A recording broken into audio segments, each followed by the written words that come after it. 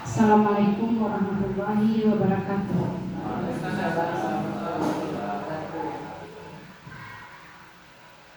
Puji syukur kita aturkan kehadiran Allah Subhanahu wa Ta'ala yang telah melimpahkan rahmat, nikmat dan karunia-Nya kepada kita semua, sehingga kita bisa berkumpul di siang yang cerah ini untuk mengadakan diseminasi oleh teman-teman kita yang sudah pergi pelatihan.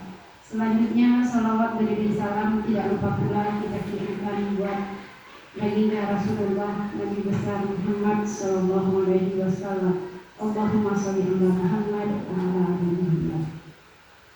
Yang sama-sama kita hormati Ibu Kepala Sekolah SDN 30 Payakumbuh. Selanjutnya yang kita hormati Bapak dan Ibu Majelis Guru dan tenaga pendidik dan tenaga pendidikan SDN 30 Payakumbuh. Baiklah, untuk mempersingkat waktu, langsung saja kita masuk pada acara kita yang pertama, yaitu kata sambutan oleh Kepala SDN 30 Payakumbuh kepada Ibu Wirahayu. Kita persilakan. Bismillahirrahmanirrahim. Pamisrahli sadari wa yassirli amri wa qurratan min lisani yafqahu qawli. Assalamualaikum warahmatullahi wabarakatuh. Alhamdulillahirabbil alamin. Bersyukur kita kepada Allah atas nikmat dan berkah yang Allah berikan, nikmat hari Jumat. Dan Jumat adalah hari besar umat Islam yang Allah berikan setiap pekannya. Banyak amalan-amalan sunnah yang bisa kita jalankan di hari Jumat. Semoga Jumat ini ke Jumat berikutnya Allah ampuni dosa-dosa kita dengan mengamalkan sunnah-sunnah tersebut. Kemudian salawat dan salam kepada Nabi besar Muhammad Sallallahu Alaihi Wasallam. Allahumma sholli ala Muhammad wa ala ali Muhammad. Terima kasih atas kesempatan yang diberikan oleh pembawa acara. Rekan-rekan Majelis Guru SDN 30 Payakumbuh, semoga senantiasa Allah melimpahkan kesehatan dan semangat untuk menjalankan tugas kita sebagai abdi negara, pendidikan untuk mencerdaskan kehidupan bangsa. Terkhusus terima kasih kepada Pak Reza dan kawan-kawan yang telah bersedia untuk mendiseminasikan ilmu yang didapat dari workshop, pelatihan, BIMTEK dan lain-lain di luar sekolah, yang mana hal ini adalah sebuah amanah yang diberikan oleh pemerintah kepada kita, dan mari kita saling berbagi dan berkolaborasi untuk menyampaikan, untuk mengaktualisasikan ilmu yang kita dapatkan di sekolah yang kita cintai ini. Selanjutnya seperti yang kita ketahui bersama bahwa hari demi hari tugas pokok dan fungsi kita sebagai guru, sebagai pendidik dan tenaga kependidikan di sekolah, di satuan pendidikan itu semakin kompleks mengikuti perkembangan zaman.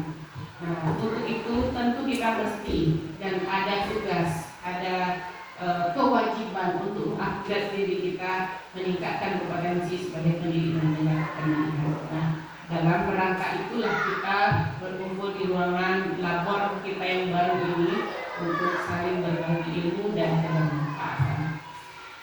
Ada yang namanya PTK, PKD, peningkatan kompetensi, pengembangan kompetensi guru. Kalau dulu PKB-nya peningkatan kompetensi guru, ada ujiannya, kemudian ada pula dulu kan PKB juga kita dulu ya, di SD 2 ya. Itu pelatihan selama 2 bulan sekali sepekan pertemuannya, ada daring dan ada luringnya, juga sudah ada tugas online ketika itu tahun sekitar 4 tahun yang lalu sebelum COVID. Nah, berkembang. Kemudian ada juga tugas kita sekarang menggerakkan Pombel. Nah, mohon nanti kepada Pak Fajril materi kita hari ini kita bukan sertifikat kombel Pak. Jadi selesai pula satu sertifikat LHK kita. Kalau bisa banyak sesuai dengan materi kita hari ini, alhamdulillah banyak selesai pula. Terima kasih. Kemudian tanpa mengulur waktu, mari kita buka acara kita ini dengan membaca basmalah. Bismillahirrahmanirrahim. Materi pertama akan disampaikan oleh Pak Reza ya.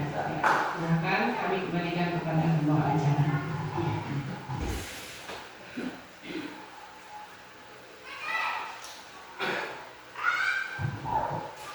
Terima kasih kita ucapkan kepada Ibu Kepala Sekolah yang sudah membuka acara kita pada hari ini. Selanjutnya kita pemateri yang pertama yang akan disampaikan oleh Bapak Reza Resulullahi. Kepada Bapak Reza kami persilakan.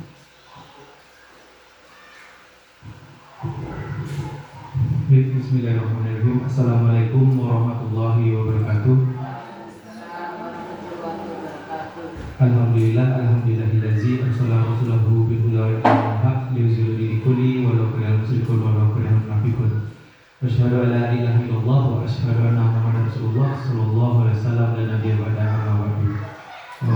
Dan terhormat Ibu Kepala Sekolah SD Negeri 30 Payakumbuh, Ibu Umi Rahayu SPDSD, yang terhormat Bapak Ibu Majelis Guru, karyawan-karyawati yang hari ini alhamdulillah menyempatkan diri untuk hadir dalam seminar rencana tidak lanjut inovasi pembelajaran melalui permainan kecil.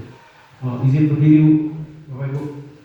Baik, untuk tidak mempersingkat waktu, langsung saja kami seminarkan apa rencana tidak lanjut dari program PKG yang belakangan kami ikuti, mungkin dimulai dari bulan September kemarin, insya Allah akan berakhir pada awal Desember nanti. Nah, ini adalah hal-hal yang baru yang kami dapati selama kami mengikuti kegiatan. Lanjut Pak Fajar. Baik, sebelumnya kita kenal dulu apa itu PKG PJOK. Pengembangan kompetensi guru PJOK adalah program yang dapat meningkatkan kemampuan dan profesionalisme guru mata pelajaran PJOK agar dapat memberikan pendidikan yang lebih efektif dan berkualitas. Program ini bertujuan untuk menciptakan lingkungan belajar yang lebih baik bagi peserta didik melalui peningkatan kompetensi guru PJOK. Nah, ternyata bukan hanya guru PJOK yang memiliki PKG, bahkan guru bahasa Inggris dan guru PAI pun memiliki program PKG masing-masing dengan nama yang berbeda. Nah, di sini bukan hanya guru PJOK SD yang terlibat, tetapi sekota Payakumbuh ada diminta 60 orang guru olahraga dari mulai tingkat PAUD sampai ke tingkat SMA sederajat. Nah, di sana kita bisa saling berbagi, bisa saling sharing apa sih kelemahan dan kelebihan di masing-masing instansi. Seperti halnya kerepotan kita mengatur siswa kelas 1 di sini untuk berolahraga, siswa kelas 2 di sini olahraga, kita mendapatkan triknya kepada guru-guru olahraga di TK. Begitu juga dengan teman-teman dari SMP dan SMA. Lanjut kemudian. Oke, baik. Apa yang melatar belakangi program atau rencana tidak lanjut kami? Yaitu adalah rangka memberikan pengalaman belajar yang mirip dengan situasi sesungguhnya, di mana peserta didik berperan aktif dalam kegiatan olahraga. Maka hendaknya pembelajaran olahraga dilakukan dengan metode yang menyenangkan melalui inovasi dalam permainan kecil. Kenapa kami ambil di sini temanya permainan kecil? Kebanyakan kita lihat, mungkin Bapak Ibu juga pernah menyaksikan bahwasanya kebanyakan guru olahraga malas untuk mengajar, memberikan anak bola, memberikan anak perlengkapan, terus dia santai-santai. Nah, sekarang tidak masanya lagi guru olahraga seperti itu. Guru olahraga harus terus berinovasi agar tujuan dari pendidikan, tujuan dari program perangkat pembelajarannya tercapai. Salah satunya dengan kita inovasikan dengan permainan kecil. Nanti ada beberapa permainan kecil yang akan kami jelaskan. Lanjut Pak. Nah, tujuan program ini yang pertama mengembangkan pengetahuan akademik dan pengetahuan motorik bagi peserta didik di SD Negeri 30 Payakumbuh. Yang kedua, meningkatkan partisipasi aktif dan tanggung jawab siswa dalam kegiatan berolahraga. Yang ketiga, membangun keterampilan sosial seperti kerjasama komunikasi dan kepemimpinan. Yang selanjutnya, menciptakan lingkungan belajar yang menyenangkan dan menantang. Lanjut Pak. Capaian angka dan hasil yang diharapkan dari peserta didik sendiri, kita mengharapkan yang pertama berprestasi aktif dalam perencanaan dan pelaksanaan permainan bola kecil. Anak-anak terlibat aktif dalam permainan tersebut. Yang kedua, memiliki pemahaman yang baik baik tentang aturan ataupun teknik-teknik dalam permainan yang kita berikan. Yang ketiga, merasa percaya diri dalam mengekspresikan ide dan pendapat terkait permainan ini. Yang selanjutnya menunjukkan peningkatan keterampilan motorik. Selanjutnya memotivasi dan mengembangkan diri. Bahwasanya kita sama-sama tahu bahwasanya tidak 100% di dalam kelas itu anak-anak itu mencintai pelajaran olahraga. Ada beberapa mungkin yang emang gemar berolahraga, senang berolahraga, tapi ada beberapa anak yang kelihatannya tidak senang ketika melakukan olahraga. Nah, inilah tugas guru olahraga, bagaimana menciptakan olahraga yang menarik dan bisa diikuti oleh semua siswa. Anak-anak yang mencintai olahraga pun tidak semuanya tahu tentang olahraga. Mungkin selama ini anak-anak kita hanya tahu tentang bermain bola. Apa itu olahraga mereka tidak tahu. Ketika mereka diminta untuk belajar, misalnya materinya sekarang gerak motorik, lokomotor, lari, jalan, lompat. Kita beri materi tentang lari, jalan, lompat. Mereka menganggap itu belum olahraga. Apa yang mereka anggap olahraga? Kasih mereka bola, lalu mereka main, baru mereka bilang itu olahraga. Nah, sekarang tugas kami sebagai guru olahraga bagaimana menciptakan permainan tadi, menciptakan materi tadi tentang gerak lokomotor, berjalan, berlari dan melompat menjadi materi yang sangat disenangi oleh anak-anak. Yang kedua, untuk hasil yang diharapkan pada guru. Yang pertama, menciptakan lingkungan belajar yang kondusif untuk pengembangan peserta didik. Yang kedua, memfasilitasi peserta didik untuk mengambil keputusan bertanggung jawab atas pilihan mereka. Yang selanjutnya, memberikan umpan balik yang konstruktif untuk meningkatkan kinerja peserta didik. Untuk sekolah sendiri, menumbuhkan kepemimpinan murid. Yang kedua, program inovatif untuk pengembangan murid. Yang terakhir, memberdayakan komunitas belajar yang pasif. Kebanyakan prestasi di sekolah mungkin ditunjang oleh kegiatan berolahraga. Nah, sekarang bagaimana caranya supaya lebih kita tingkatkan lagi ke depannya melalui pembelajaran olahraga. Nanti kalau misalnya guru olahraganya bermalas-malasan, pastinya anaknya akan juga pemalas untuk olahraga. Anaknya tidak akan mengenal berbagai macam cabang olahraga. Tapi begitu guru olahraganya kreatif, inovatif, dia akan mengenalkan banyak olahraga, akhirnya tumbuhlah minat dan itu bisa membawa nama baik sekolah. Dan juga yang terakhir ini kami garis bawahi, memberdayakan komunitas belajar yang masih pasif di sekolah, seperti komunitas belajar kita. Lanjut Pak. Hasil yang diharapkan, yang pertama meningkatkan keterlibatan peserta didik dalam semua kegiatan. Yang kedua, peningkatan keterampilan sosial mereka dalam berinteraksi. Yang ketiga, peningkatan kemandirian mereka. Yang keempat, terbentuknya lingkungan belajar yang positif. Selanjutnya, tercapainya tujuan dari pembelajaran yang sudah kita buat di perangkat pembelajaran kita. Lanjut Pak. Nah, struktur program dan mitra dalam komunitas belajar. Perencanaan yang pertama, pelibatan peserta didik dalam merancang permainan, menentukan aturan dan memilih peralatan yang direncanakan. Kita bisa membuat aturan dan memodifikasi peraturan ketika mereka melakukan kegiatan. Contoh, aturannya pertamanya seperti ini.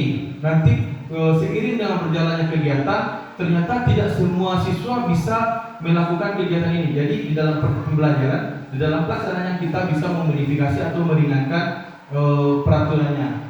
Selanjutnya, merancang susunan organisasi ataupun peran anak-anak tersebut. Ada misalnya mereka melakukan permainan kucing dan serigala, domba dan serigala misalnya. Apa perannya? Perannya sebagai serigala, yang ini perannya anak ini sebagai domba, yang selebihnya sebagai pagarnya. Jadi mereka tahu apa peran mereka masing-masing.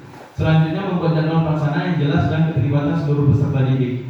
Pelaksanaannya, yang pertama kita melakukan pemanasan, yang kedua aturan permainan secara detail dan kesempatan kepada peserta didik untuk bertanya.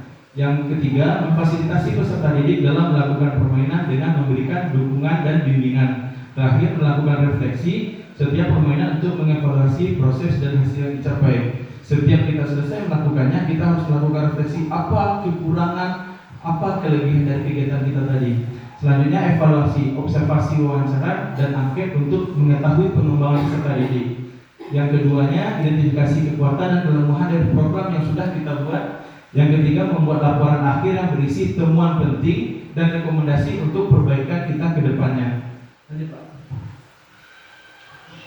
Nah, aset pendukungnya di sini adalah yang pertama adalah aset pendukung manusia, di mana guru, komite sekolah, paguyuban kelas, peserta didik, dan seluruh stakeholder yang ada di sekolah dan komunitas sekolah. Contoh, kita mengambil pembelajaran atau permainan kecil di kolam renang misalnya seperti minggu ini olahraga membawa anak berenang ke Batang Tagi misalnya.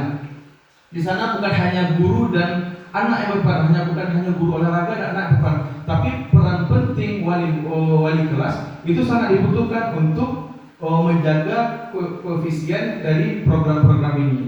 Begitu juga dengan sekolah. Kalau tidak diizinkan oleh kepala sekolah, belum tentu kita bisa pergi. Nah, jadi kita saling keterkaitan.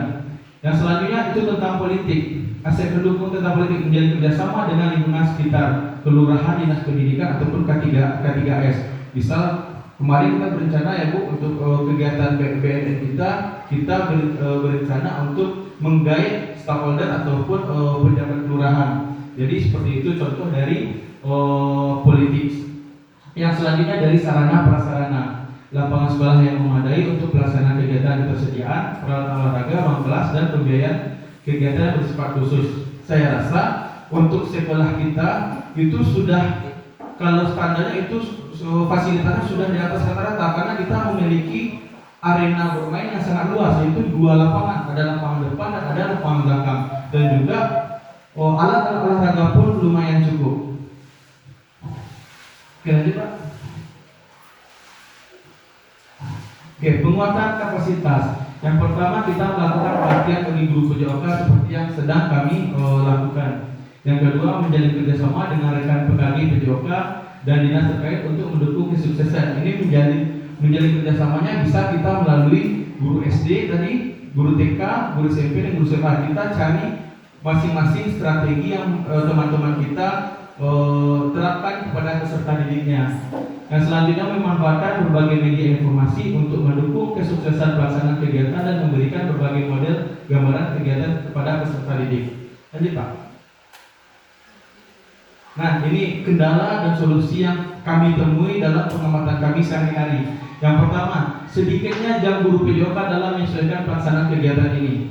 Untuk materi saja sekarang kita dibatasi 3 jam pelajaran. Yang awalnya kami rasa 4 jam pelajaran saja masih kurang cukup. Sekarang kita batasi menjadi 3 jam pelajaran karena kurikulum, ditambah P5 untuk PJOK juga. Nah, sedangkan 4 jam pelajaran saja masih kurang cukup rasanya untuk anak-anak berolahraga. Ditambah nanti kalau misalnya permainan kecil ini kita terapkan kepada media pembelajaran kita. Yang kedua, pelaksanaan kegiatan yang masih memperhitungkan kesetaraan gender, karena anak-anak kita tidak semuanya perempuan, tidak semuanya laki-laki. Jadi permainan ini bisa kita gabungkan antara perempuan dan laki-laki untuk melakukan kegiatan permainan-permainan kecil ini. Yang ketiga, menumbuhkan rasa percaya diri si peserta didik dalam melakukan setiap kegiatan. Masih banyak anak-anak kita yang masih ragu-ragu untuk melakukan kegiatan, untuk melakukan olahraga. Seperti halnya badannya terlalu kecil, sedangkan materinya sekarang lebih ke postur misalnya adu dorong bersama temannya, badannya yang paling kecil. Jadi dia tidak memiliki percaya diri. Atau misalnya materi kita sekarang berlari-lari, badannya terlalu gemuk, terlalu besar, berlari pun susah. Jadi tidak timbul percaya diri. Yang kedua, solusinya bagi kami yang pertama, waktu pelaksanaan kegiatan harus kami fleksibelkan. Kalau misalnya sekarang kami materinya sedikit, besok kami tambahkan dengan minggu besok kami tambahkan dengan permainan kecil. Atau sekarang permainan kecil tidak tercapai materinya, minggu besok kita hilangkan permainan kecilnya, kita masukkan kepada materinya. Yang kedua, melakukan sosialisasi tentang tidak adanya isu kesetaraan gender dengan maksud untuk mencapai kepemimpinan murid dan mencapai kebugaran jasmani. Kita sampaikan kepada anak kita bahwasanya perempuan laki-laki boleh memiliki kegiatan yang sama. Kemarin saya di kelas 4 mengajar, saya cobakan program yang sudah kami terapkan. Saya berikan kebebasan kepada anak-anak kita. Silakan kamu pilih olahraga yang kamu senangi. Kemarin tuh Bu, saya disuruh kepada anak-anak waktu guru, silakan pilih olahraga apa yang kamu senangi. Yang perempuan memilih main cumanci. Oke, boleh silakan. Yang laki-laki memilih permainan sepak bola, tetapi ada 2 orang laki-laki yang bermainan cemanci. Oke, silakan gabung. Tidak ada kesetaraan, tidak ada perbedaan gender. Oh, perempuan semuanya main cemanci, berarti anak-anak yang main cemanci nanti dibilang pula perempuan atau sebagainya sama teman-temannya, tidak boleh. Begitu juga dengan habis 1 jam pelajaran, saya bilang lagi, bunyikan peluit, silakan pilih permainan yang lain yang bisa kamu mainkan bersama-sama. Yang laki-laki yang bermain bola tadi mengambil bola tenis, mengambil tongkat kasti, bermain kasti mereka. Yang perempuan tadi yang berdua laki-laki tadi mengambil truk tambang, mereka bermain truk tambang. Saya biarkan, kita bebaskan anak-anak dalam berekspresi. Nah, di sana baru kita sampaikan terakhir bahwasanya olahraga tidak memiliki perbedaan, maksudnya tidak harus kalau perempuan mengikuti kegiatan ini, laki-laki kegiatan ini. Terus sekarang saja sepak bola sudah ada tim perempuannya, timnas sudah ada tim perempuannya. Terus sekarang UFC bela diri yang menggugu-gugu, yang sangat keras, itu sudah ada atlet-atlet perempuannya. Yang selanjutnya itu kolaborasi bersama dengan orang tua dan keterlibatan peserta didik terkait pelaksanaan kegiatan dan dukungan dari orang tua untuk menumbuhkan motivasi intrinsik peserta didik. Kemarin juga dalam hal ini saya membawa Radifa kelas 4 itu pergi senam. Di sana tanggapan dari pelatih senam itu sangat bagus, sampai Radifa ini dipuji apa segala macamnya. Nah, tugas kita sebagai guru menyampaikan kepada orang tuanya bahwasanya anak ini berbakat di sini, anak ini cocoknya di sini. Kita mensupport, kita memotivasi bahwasanya anak ini harus diikutkan kegiatan seperti ini. Nanti itu dikembalikan kepada orang tuanya. Kalau orang tuanya mau dan mau anaknya ini berprestasi, pastinya orang tuanya akan membiarkan anaknya ikut. Tapi kalau orang tuanya membatas-batasi, percayalah anak tersebut tidak akan berkembang. Nah, mungkin itu materi dari kami di bawah bimbingan kepala sekolah Ibu Wirahayu SPD dan Ibu Fasilitator Nurbaida SPD. Lanjut, Pak. Nah, di sini ada beberapa dokumentasi permainan kecil kami yang sudah kami terapkan. Di sini saya mengambil waktu itu saya mengajarkan kepada teman-teman PKG, yaitu apa nama permainannya, berhitung. Jadi inti dari permainan ini, teman-teman atau anak-anak murid kita suruh berbaris berjajar satu ganjar, lalu mereka akan berjalan mengelilingi lapangan yang ada. Habis itu ketika bunyi peluit, mereka akan berkumpul dengan jumlah jari saya. Misalnya saya bilang seperti ini, berarti nanti mereka akan bikin dua orang kelompok kecil. Berarti satu kelompok kecilnya 2 orang. Habis itu saya jalankan lagi, mereka sibuk berjalan lagi, berjalan. Saya bunyikan peluit nanti seperti ini, berarti mereka membuat kelompok dengan jumlah 3 orang. Kita tingkatkan lagi numerasinya. Sekarang tangan kanan ditambah dengan tangan kiri. Silakan anak-anak Bapak ikuti. Misalnya tangan kirinya seperti ini, tangan kanannya seperti ini, berarti jumlahnya adalah 6. Berarti nanti ketika berjalan bunyi peluit, anak-anak kita membuat kelompok sejumlah 6 orang. Nanti kita tingkatkan lagi, kali-kali, tangan kanan dikali dengan tangan kiri. Nanti kita seperti ini, habis itu ini, berarti anak-anak kita akan berpikir, oh ini berapa yang sudah mau Pak? 7 ya, oh bukan, berarti 3 kali 4, berarti kita harus bikin kelompok 12 orang. Bukan hanya di sini, kita bukan hanya mengasah fisik mereka, tapi mengasah juga numerasi mereka. Sampai-sampai kemarin kita bikin 9 kali 8. Bagaimana sebenarnya? Ini angka 1, ini angka 2, angka 3, angka 4, angka 5, angka 6, angka 7, angka 8, angka 7, angka 8, angka 9, angka 10. 9 kali 8. Ini 9, ini 8. Ini karena pesertanya adalah guru-guru yang senior, jadi bisa kita terapkan dengan level yang lebih tinggi. Lanjut, Pak. Nah, ini materinya tentang dorong. Jadi bisa kita, kalau di sini kita hanya mendorong bahu teman, bisa kita terapkan permainan kecilnya seperti adu sumo. Saya pernah menerapkan di sini, kita bikin lingkaran, kita pilih anak sama besar, kita bikin lingkaran, kita minta anak mengeluarkan lawannya dari dalam lingkaran tersebut. Nanti anak itu akan saling dorong-dorong. Apa materinya? Sebenarnya materinya hanya mendorong dinding. Di sini diterapkan temannya menjadi dinding, sedangkan yang di belakang mendorong.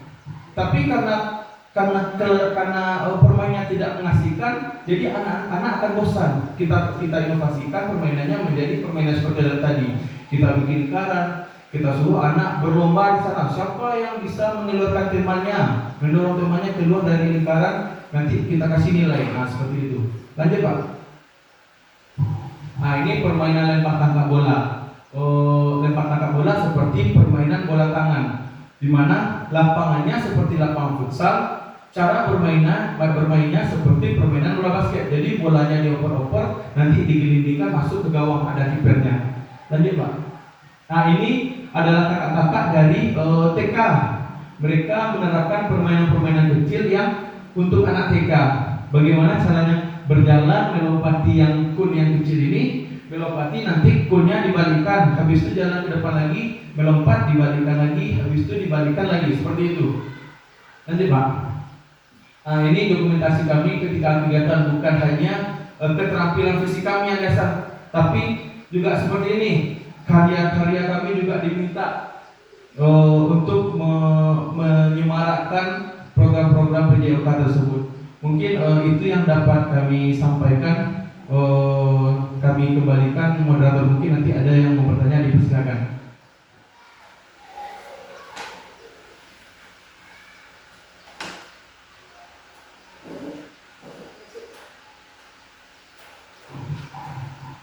Sudah sama-sama kita dengarkan penjelasan Pak Reza tentang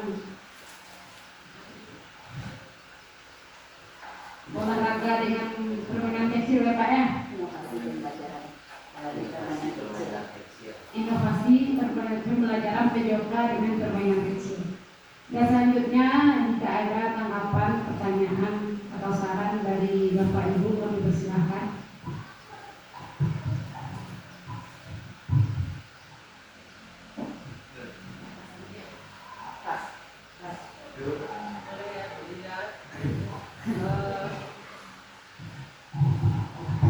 Terima kasih. Dengan semakin sedikitnya konsentrasi waktu kita untuk PJOK, sementara secara teori tetap harus diajarkan.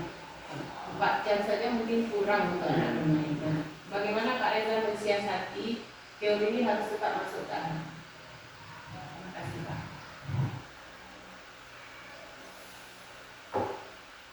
Langsung dijawab, ya Bu. Misalnya seperti yang disampaikan tadi, bahwasanya 4 jam saja kita masih kurang ya. Kita kembalikan ke materi kita. Misalnya, ini misalnya Bu, materi kita tentang push up misalnya. Ketika kita kewalahan di push up-nya, misalnya push up-nya kita ambil 8 kali pengulangan, istirahat, habis itu 3 set, repetisinya 8 kali.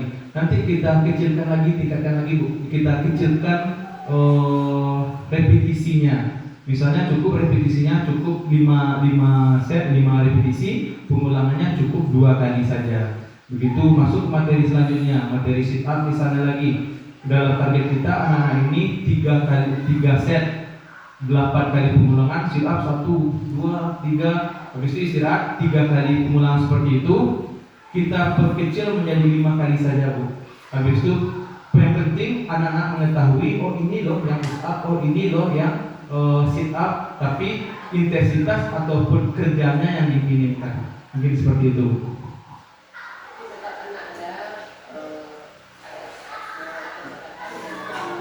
Ya betul. Anak-anak tetap harus memakai bahan ajar agar mereka bisa mengulangi kegiatan seperti itu di rumah. Contoh saja kemarin Bu, ini materi makanan sehat. Kita ngambil sekarang tidak permainan kecil, tapi materi makanan sehat. Kita ajarkan bahwasanya makanan sehat itu adalah terdiri dari karbohidratnya, ada vitaminnya, ada proteinnya, ada lemaknya, ada banyak. Nanti mereka kan ada buku di rumah. Nanti kita konsultasi sama orang tuanya, mohon dikirimkan. Ada kemarin tugas Ibu waktu awal semester kemarin. Silakan anak Bapak sampaikan makanannya apa aja yang dikonsumsi di rumah. Ini udah diajarkan di sekolah, ini di AKS. Nanti anak-anak Bapak bisa lihat yang termasuk karbohidrat apa. Ada beras merah, ada nasi, ada jagung, ada ubi. Yang termasuk protein apa? Ada telur, ada ikan, ada daging, ada ayam. Nanti anak-anak Bapak bisa makan. Pokoknya ada proteinnya, ada karbohidratnya, ada sayurnya, ada buahnya. Bisa dilihat contoh-contohnya di buku. Nah, seperti itu. Kenapa saya bertanya seperti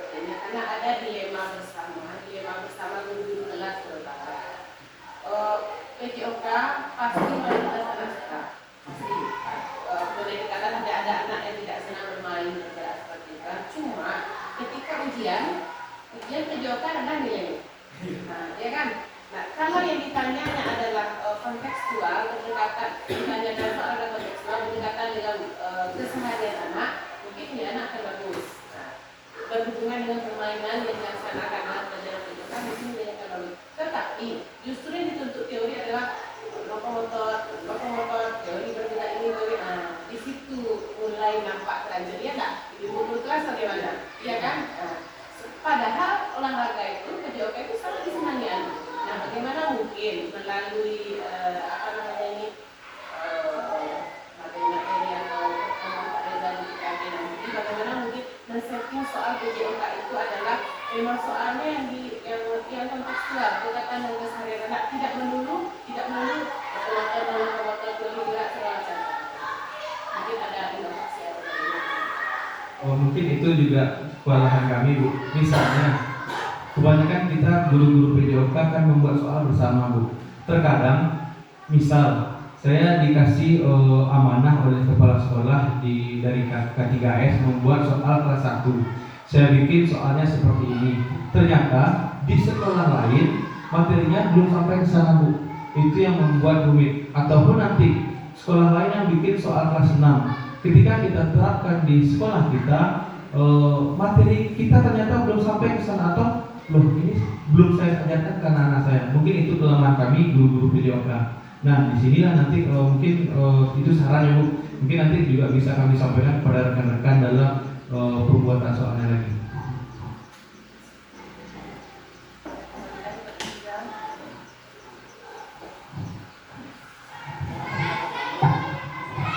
Masih ada pertanyaan Pak Ebo? Ya, Pak Hadir.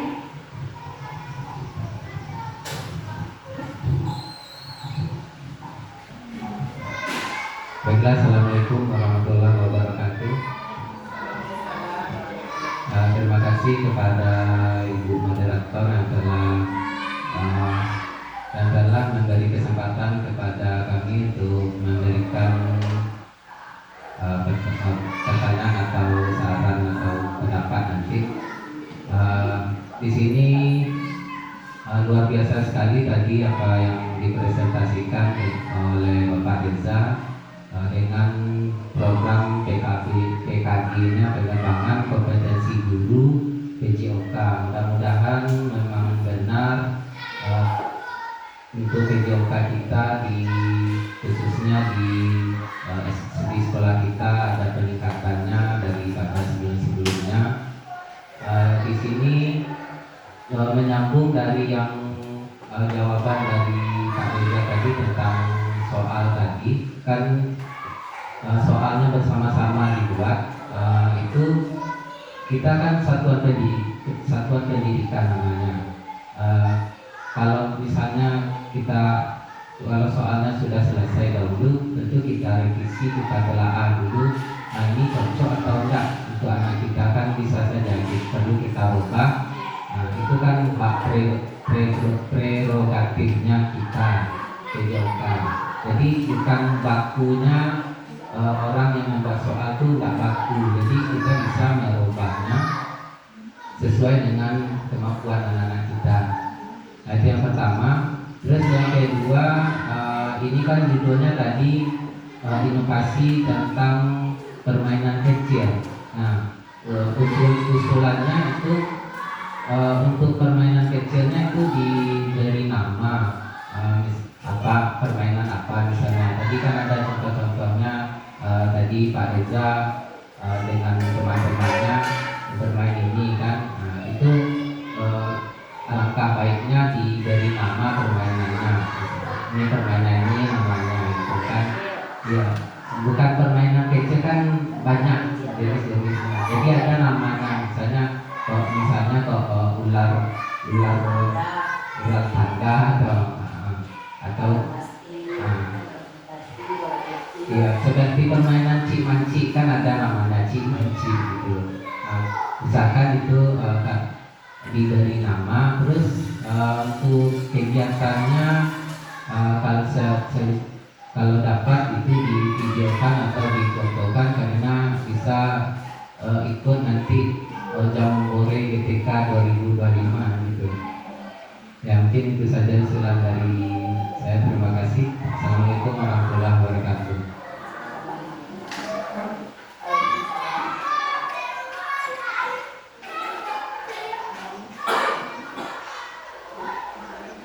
Oke, terima kasih Pak Fadil. Saya mau menanggapi sedikit tentang pembuatan soal tadi Pak. Betul, setiap guru yang selesai membuat soal itu pasti dikumpulkan ke K3S lalu direvisi. Nah, yang merevisi ini orangnya berbeda Pak. Tidak semua guru merevisi. Contoh, saya bikin soal kelas 1 yang merevisi nanti guru SD 65. Sedangkan guru SD 25, guru SD 26 beliau belum sampai ke materi itu. Nah, itu yang kesulitan kami karena khusus ini terkhusus guru olahraga sendiri untuk kegiatan-kegiatan yang seperti KKGO itu lebih ke program-program kegiatan kami sangat mengakui sangat kurang program yang mengasah tentang teori-teori ini. Mungkin kayak O2SN Bu, kayak tes apa segala macam, tes ID, tes Igornas. Mungkin kami guru-guru olahraga kegiatan kami lebih mengarah ke sana. Makanya dalam proses pembuatan soal, proses pembelajaran membuat perangkat itu sangat minim bagi kami. Nah, mungkin itu sebagai masukan juga untuk kami Pak Fadil. Mudah-mudahan depannya nanti ketua-ketua KKGO tingkat kecamatan atau tingkat kota merespon apa usul kita. Mungkin itu, terima kasih.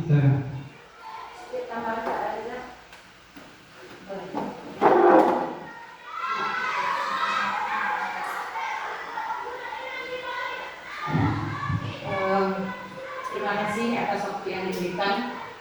Sebenarnya tadi dari usul Pak Haji tadi tentang pembuatan soal, kemungkinan Mbak Reza sekolah kita ada basis PNS kan, ada event dan basis sekolah. Jadi kita diberi kesempatan seluas-luasnya untuk merevisi soal itu. Tidak hanya di tempat kelompok KKJ saja bisa kita merevisinya. Kita pribadi pun di sekolah tempat kita mengajar itu kita bisa juga merevisinya Pak Reza. Sepertinya kami guru kelas saat ini untuk pembuatan soal sudah 2 kali pembuatan soal selama kita sudah bikin sendiri-sendiri soalnya per mata pelajaran. Itu 6 mata pelajaran kemarin ini kita bikin sendiri-sendiri soalnya. Jadi kita memberikan soal itu kita sendiri yang tahu gitu. Tapi walaupun seperti Pak Reza mungkin di KKJ bikinnya, Pak Reza sendiri juga bisa merevisinya. Kalau tidak cocok dengan sekolah yang kita tempa, Pak Reza bisa berhak untuk merevisinya. Itu saya rasa. Itu saja tambahan saya. Cukup wabillahi taufiq wal hidayah. Assalamualaikum warahmatullahi wabarakatuh.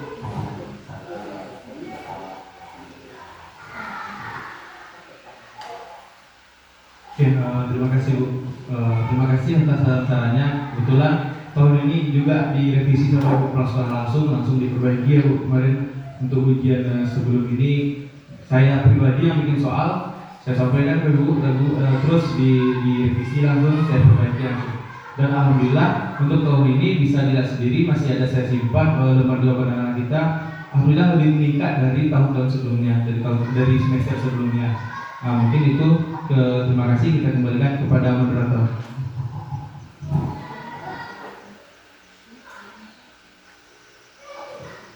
Masih ada Bapak Ibu?